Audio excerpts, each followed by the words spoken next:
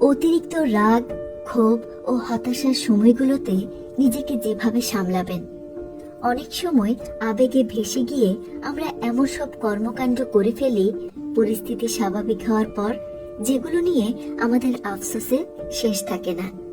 একটু নিজেকে সামলাতে পারলেই নেতিবাচক অনুভূতির চূড়ান্ত পর্যায়ে হুট করে নেওয়া সিদ্ধান্তগুলো হতে পারত অন্যরকম। জেনে নেওয়া যাক এমন সব মুহূর্তে কি করবেন। প্রথমত, চুপ থাকুন। ওই পরিস্থিতি থেকে বের হয়ে যান।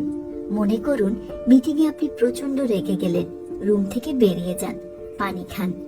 জীবন সঙ্গীর সঙ্গে কথা কাটাকাটি চলছে, বেরিয়ে যান, বাইরে থেকে হেঁটে আসুন। যতক্ষণ পর্যন্ত না ঠান্ডা মাথায় চিন্তা করতে পারছেন ততক্ষণ কিছুই বলবেন না। পরিস্থিতি শান্ত হলে তখন প্রতিক্রিয়া জানান।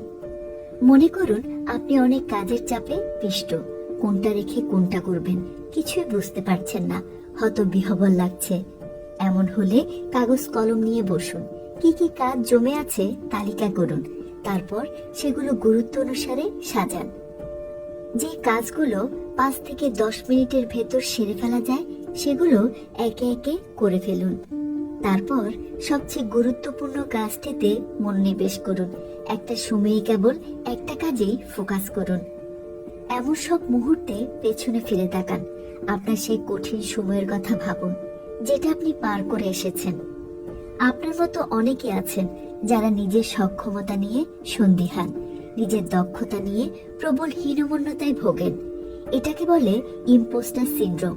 পর্যাপ্ত মূল্যায়নের অভাবে অনেক মেধাই অকালে ঝরে যায়। আর আমাদের পারিবারিক, সামাজিক ও প্রাতিষ্ঠানিক সিস্টেমে অনেক সময় মানুষকে সঠিকভাবে মূল্যায়ন করা হয় না।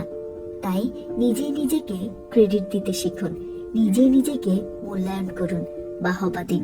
আপনি মন দিয়ে আপনার কাজটা করে যান আর সঠিক সময়ের অপেক্ষা করুন। কথায় বলে রিজেকশন ইজ রিডিরেকশন। প্রথমত, প্রত্যাখ্যান জীবনের অংশ।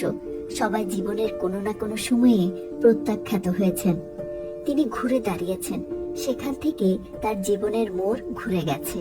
তাই প্রত্যাখ্যান থেকেই আপনার জীবনে আরো ভালো কিছু ঘটতে পারে যেটা আপনি চিন্তাও করেননি।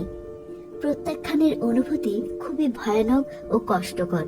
তাই আপনি সেই মুহূর্তে নিজের প্রতি সবচেয়ে বেশি দয়ালু হন। ভয় পেলে ও উদ্বেগ হলে প্রথমত বড় বড় করে শ্বাস নিন। এতে মস্তিষ্ক অক্সিজেন বেশি পাবে আর আপনার ভয় ও উদ্বেগ কমে যাবে। এরপর ঠান্ডা পানি খান, স্থির হন, ফোকাস করুন। মাথাটাকে সঠিকভাবে চিন্তা করার জন্য সময় দিন, সময় নিন, সময় দেওয়া শিখুন। এটা সব থেকে গুরুত্বপূর্ণ। সময়ের সঙ্গে সবকিছুই স্বাভাবিকতা পেতে থাকে।